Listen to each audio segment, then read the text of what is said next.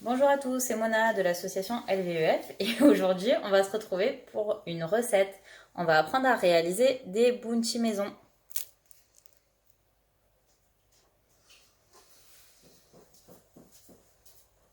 Allez, on y va, c'est parti. Pour la recette, vous aurez besoin de noix de coco râpées, d'une boîte de lait concentré sucré et de chocolat noir. Alors pour commencer, dans un saladier, on met la noix de coco râpée et le lait concentré sucré. Donc du coup, moi j'ai mis 100 g de noix de coco râpée et 200 g de lait concentré sucré. Et on va mélanger le tout avec la cuillère. Voilà, notre pâte est homogène. Alors voilà, j'ai pris un plat qui va au four, mais j'ai pris un plat rectangulaire assez haut. À l'intérieur, j'ai mis un tapis en silicone, mais vous pouvez mettre du papier cuisson.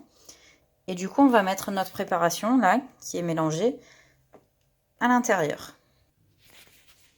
Donc, vous voyez, j'ai juste mis la pâte. Et donc, le but, ça va être d'étaler la pâte, mais pas trop finement. Il faut que ça fasse à peu près 2 cm de haut. Ou alors une phalange. Si vous ne voulez pas mesurer, vous mettez vos doigts à côté. Vous voyez que ça doit arriver au niveau de votre phalange. Ça fait à peu près 2 cm. Vous voyez, là, j'ai étalé ma pâte. Pas trop fin ni trop épais.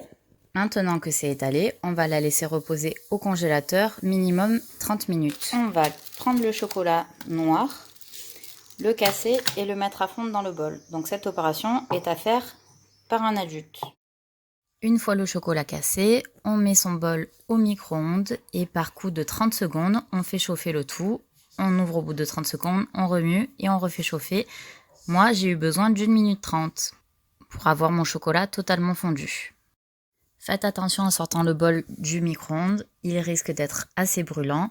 Donc, cette opération est à faire par un adulte. Bien entendu, on peut également faire fondre le chocolat au bain-marie. C'est à vous de choisir.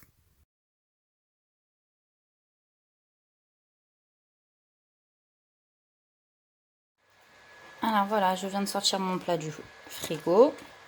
Du coup, on va sortir du moule et on va venir découper. On essaye de faire des lignes assez droites et de ne pas faire des barres trop grosses. Sinon, ça risque d'être écœurant à la fin. Avec une fourchette, on vient prendre notre petite préparation. On va tremper dans le chocolat.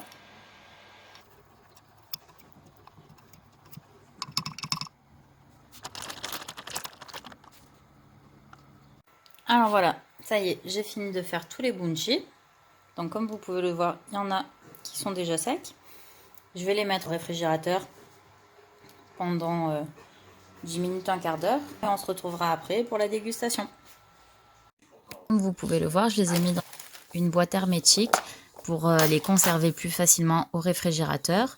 N'hésitez pas à reproduire la recette et à nous tenir informés. Et n'oubliez pas, restez chez vous.